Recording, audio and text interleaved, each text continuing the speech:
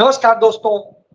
क्या हमारे प्रधानमंत्री की पूरी राजनीति झूठ, नफरत और विकृत इतिहास पर टिकी हुई है? क्या हमारे प्रधानमंत्री के लिए भविष्य कोई मायने नहीं रखता है? क्या हमारे प्रधानमंत्री झूठा विकास का दावा करके इस देश को भरमाने का ही सिर्फ काम करते हैं?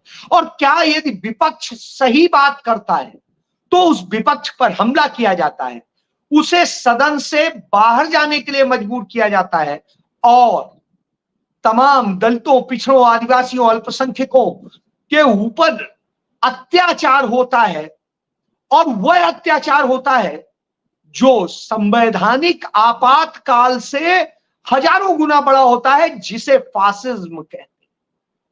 जी हां, कुछ इसी तरह की बातें हैं। आज इसी पर आपसे बात करता हूं।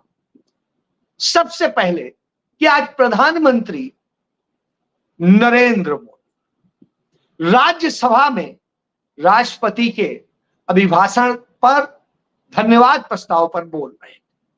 बोलते वक्त उन्होंने फिर से वही राग आलापे जैसे 2014 में आज वो खड़े हो, पीछे कांग्रेस की सरकार रही हो और उसके आधार पर वो बात कर रहे हैं। आज मणिपुर जल रहा है, इस पर चर्चा के लिए नेता प्रतिपक्ष मल्लिकार्जुन खड़गे ने उन्हें कहा और कहा इस पर एक जो है मणिपुर के सदस्य की बात सुन ली जाए, लेकिन प्रधानमंत्री इसके लिए राजी नहीं थे तो अध्यक्ष ने भी अनुमति दी। राहुल गांधी और दूसरे तमाम नेता और जो मणिपुर से 2 सांसद चुन के आए हैं, उन्होंने अपना दर्द बयां किया लोकसभा। और जिस समय प्रधानमंत्री लोकसभा में कल बोल रहे थे, उस वक्त मणिपुर की दुर्दशा के लिए, युवाओं के भविष्य के लिए और इस देश के अंदर होते अन्याय को लेकर के बार बार नारे लग रहे थे। नेता प्रतिपक्ष हो, अखिलेश यादव हो या तमाम सारे सांसद हो, वो सब उस पर आवाज बन रहे हैं। लेकिन जैसा हमारे प्रधानमंत्री की आदत है, उस समय स्पीकर ओम बिरला ने ना तो उस विपक्ष की तरफ कैमरा किया, ना उनकी आवाज सुनाने दी और ना उनको कोई अटेंशन दी। नेता प्रतिपक्ष वहां पर लोकसभा में राहुल गांधी ने बार बार हाथ उठाया कि मैं प्रधानमंत्री के उस भाषा में कुछ बोलना चाहता हूं, तो उन्हें मौका नहीं दिया गया। क्यों नहीं दिया गया? क्योंकि यदि वो बोलते तो सच बोल जाते और प्रधानमंत्री को सच ही तो बर्दाश्त नहीं। कहा जाता है यदि राजा अज्ञानी हो, बुद्धिहीन हो, तो वो नहीं चाहता है कि बहुत अच्छे विद्वान लोग हों और तमाम वो इंस्टीट्यूट्स बने, संस्थान बने जिनसे विद्वान लोग निकलते हैं। शायद यही समस्या है। नरेंद्र मोदी अपने इर्द गिर्द चारण करने वाले लोग रखते हैं, वह लोग नहीं रखते जो चर्चा कर सके, जो सिर्फ उनकी हां में हां मिलाए, वही चाहिए। तो कल लोकसभा में चाहे महुआ मोइत्रा हो, चाहे कल्याण बनर्जी हो और चाहे ए राजा हो, उन सब ने तमाम सारे उन चीजों को इंगित किया, स्पष्ट तौर पे बताया कि क्या है। ए राजा ने बताया कि कैसे यदि संविधान नहीं होता तो वो जिस तरह के गरीब घर से, दलित के घर से आते हैं, वो आज राहुल गांधी के बराबर ना बैठे होते। और बताया महुआ मोइत्रा ने कैसे उन्हें दर्द झेलना पड़ा, साल भर में उन्हें किस किस तरह के कष्ट झेलने पड़े, शारीरिक, मानसिक, स्वास्थ्य के और तमाम सब। फिर भी वो संघर्ष करने वाली थी, संघर्ष किया। कल्याण बनर्जी ने बड़े व्यंग्यात्मक लहजे से तमाम सच्चाई खोल कर रख दी। जब यह सब हो गया हो तो निश्चित रूप से प्रधानमंत्री का बौखलाना स्वाभाविक था। तो वो बौखलाहट हमने देखी, हमने देखा उनके अंदर न सहिष्णुता है, न संवेदना है। और उसका नतीजा था कि जब हाथरस में 130 से अधिक लोग मर गए, लेकिन उन्होंने संवेदना वहां व्यक्त नहीं की, एक बार भी शोक व्यक्त नहीं किया और विपक्ष की ओर तो दिखाई नहीं जा रहा। आज वो संसद में, क्योंकि वहां मोबाइल अलाउ नहीं होता पत्रकार, तो वहां पर जो संसद में स्थिति थी वो यह था कि संसद के टीवी में जो रिकॉर्ड हुआ था विपक्ष का, वह आज तमाम चैनलों के पत्रकारों के पास में पहुंच गए और वहां दिखाया जा रहा है बिना आवाज का कि राहुल गांधी ये कर रहे हैं, वो कर रहे हैं, दूसरे और नेता ये कर रहे हैं। क्या कर रहे थे, क्या कह रहे थे, यह आप कैसे कह सकते? या तो आवाज देते। कभी भी नेता प्रतिपक्ष के माइक ऑफ नहीं किया जाता है क्योंकि वह आवाज होता है। लेकिन हम बार बार देख रहे हैं, चाहे लोकसभा हो चाहे राज्यसभा हो, सब जगह माइक ऑफ होता है। तो आज आता हूं कि कल तो प्रधानमंत्री ने जो झूठ का पुलिंदा परोसा था वो है ही, आज कमोबेश उसी तरीके से उन्होंने राज्यसभा में परोसा। उन्होंने कहा कि 10 सालों तक जलता रहा मणिपुर, 10 बार राष्ट्रपति शासन लगा कंट्रोल हुआ, कम से कम आपकी तरह से नाकारापन नहीं था कि लड़कियों की नग्न परेड निकाली जाती, इतने लोग मार दिए जाते, इस तरह के हालात होते, अराजकता सीधे सामने दिखाई देती। इसलिए राष्ट्रपति शासन लगा के उसे सुधारा गया। आपने तो अपने उस नाकारा मुख्यमंत्री से इस्तीफा भी नहीं लिया, आपने अपने राज्यपाल की रिपोर्ट को भी नहीं समझा और वस्तु स्थिति तो आप जानना नहीं चाहते। झूठ बोलते हैं आप, कहते हैं कई कई दिनों तक आपके गृह मंत्री वहां रहे, तो इतना झूठ बोल रहे हैं। तो इससे आप समझ सकते हैं कि सिर्फ झूठ की बुनियाद पर टिका है। इतनी बुरी स्थिति कभी मणिपुर में नहीं। तो पहली बात यह है कि ये सारी चीजें खुद नरेंद्र मोदी द्वारा जनरेटेड है और यह करके, यही वजह है कि नरेंद्र मोदी खुद प्रधानमंत्री होते हुए 14 महीने से सुलग रहा है मणिपुर, वो एक बार भी नहीं गए। यह सत्य। इसके बाद में नीट पेपर को लेकर के था, उस पर भी उन्होंने कहा कड़ी कार्रवाई होगी और ये होगी और लपेट दिया। अरे भाई, कड़ी कार्रवाई तो सबको ही जानता है, कानून में आपने FIR दर्ज कर दी, उसमें जो भी कुछ होगा और होगा। सच्चाई कैसे सामने आए?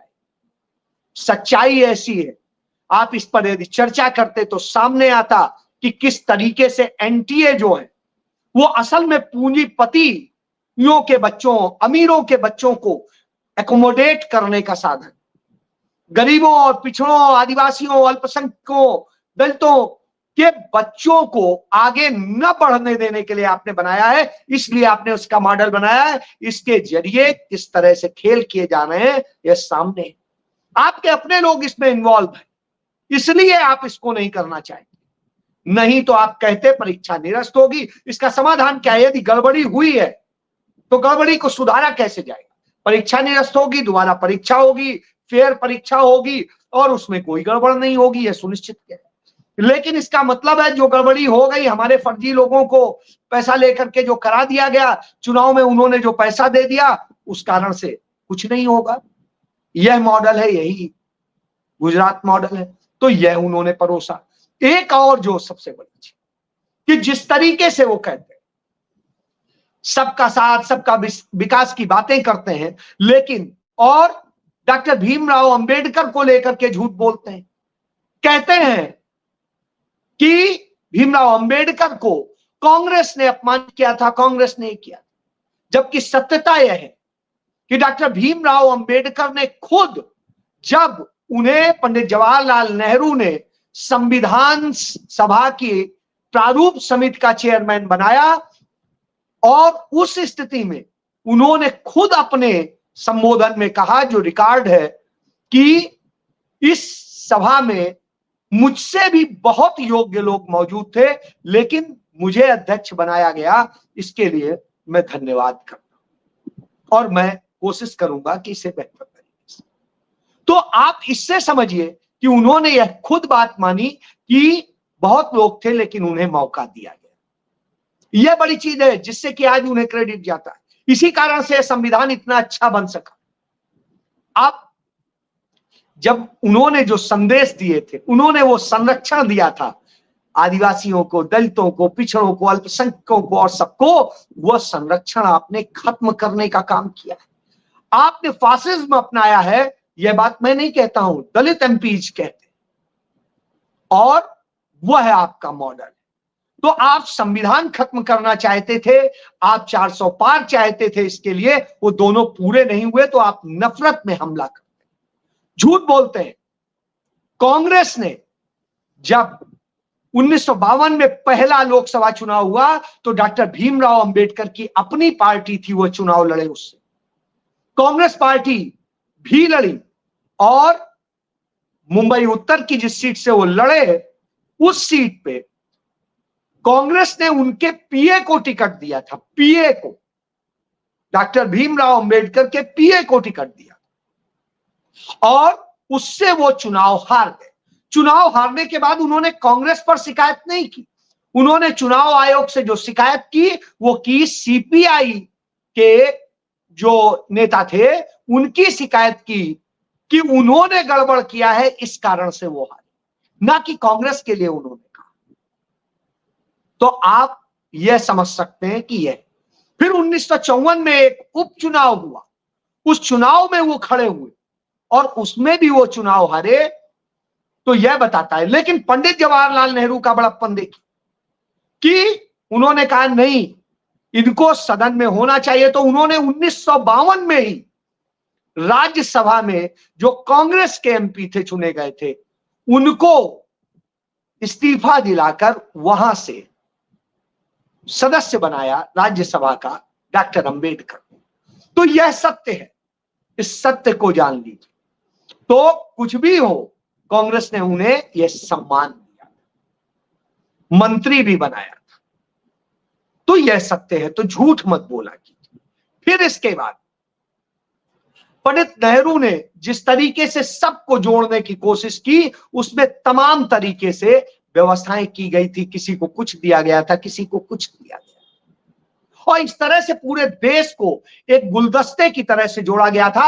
आप उस गुलदस्ते को तोड़ रहे हो, आप उसे खत्म कर रहे हैं। यह सत्य है, यह सत्य है कि आज देश में तमाम ज्वलंत समस्याएं, आप विकास के मॉडल की बात करते हो, आप 2047 में विकसित भारत की बात करते हो, लेकिन विकसित भारत तो नहीं, विकसित भारत के नाम पे भ्रष्टाचार विकसित आपने किया है। आपके जितने भ्रष्टाचारी हैं पूरे देश में, वो सारे राजनेता आज आपके साथ, और जो ईमानदारी से अपना काम करते हैं, गरीब हैं, दलित हैं, पिछड़े हैं या कुछ और है, जो जनता के बूते खड़े हैं, उनको आप जेल में डालने का काम करते हो, झूठा डालने का काम करते हो। इसमें एक नाम हेमंत सोरेन का आता है, जिनके मामले में खुद हाई कोर्ट ने अपने जजमेंट में लिखा, जमानत के ऑर्डर में, कि वो उनके खिलाफ एक भी न भ्रष्टाचार का पाया गया, न मनी लॉन्ड्रिंग का पाया गया, न जमीन हड़पने का पाया गया, कोई सबूत, कोई तथ्य प्राइमा फेसी नहीं मिला। इसलिए ये 100% बेल का केस बनता है, उन्हें जमानत दे दी, वो आज बाहर आ गए। लेकिन संसद में आपके लोग उन्हें भ्रष्ट बताते हैं। जब भ्रष्ट बताते हैं तो निश्चित रूप से इस पे आपत्ति होनी चाहिए कि इस तरह की चीजें नहीं होनी चाहिए। तो यह स्थिति है। हेमंत सोरेन जमीन के नेता हैं, मैंने उन्हें बचपन में देखा है, जिन दिनों मैं रांची में था मैंने उन्हें देखा है, उस समय वो किशोर वय थे और उनके पिता मुख्यमंत्री थे। उन्होंने किस तरीके से अपने को किया है, वो सदैव से आदिवासी और उसी तरह से रहते रहे हैं सामान्य। तो इससे आप समझ सकते हैं। तो आप असल में नफरत करते हैं, इसलिए करते हैं, और शायद यही वजह थी कि आपने गांधी की, अंबेडकर की और बिरसा मुंडा की जो प्रतिभा बाहर आगे की तरफ थी, जो प्रमुखता से आती थी, उसे आपने पीछे फेंक दिया है। यह स्थिति आपने की। जब यह किया हो, निश्चित रूप से दुखद है। दुखद है कि आपने देश बनाने की बजाय बिगाड़ने की दिशा में काम किया है, और यह है आपका सत्य। आप राहुल गांधी पे हमला करते हो कि उन्होंने हिंदू धर्म के बारे में गलत बयानी की, जबकि वास्तविकता यह है कि उन्होंने जो कहा वो 100% सही कहा कि हिंदू धर्म हिंसा नहीं सिखाता, सहिष्णुता सिखाता है। हिंदू धर्म प्रेम सत्कार सिखाता है, अहिंसा सिखाता है।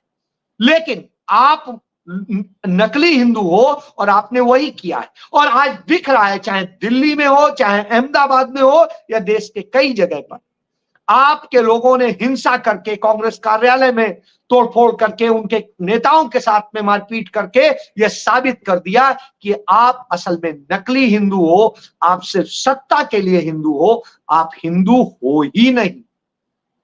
हिंदू धर्म की जो मान्यताएं हैं उन्हें आप मानते ही नहीं, इसलिए आप सिर्फ उसे सत्ता के लिए बेचते हो। यह सत्य उन्होंने उजागर कर दिया। तो इससे समझा जा सकता है आप सिर्फ झूठ और नफरत की राजनीति करते हो, और वही है, और उसी के बूते आप टिके हो। आपके पास कुछ नहीं है। और आपने 2.5 घंटे बोला लोकसभा में, फिर राज्यसभा में 2.5 घंटे बोला, और इतने के बाद भी एक भी अपना विजन नहीं बता सके। झूठ और झूठ और झूठ के सिवाय कुछ नहीं।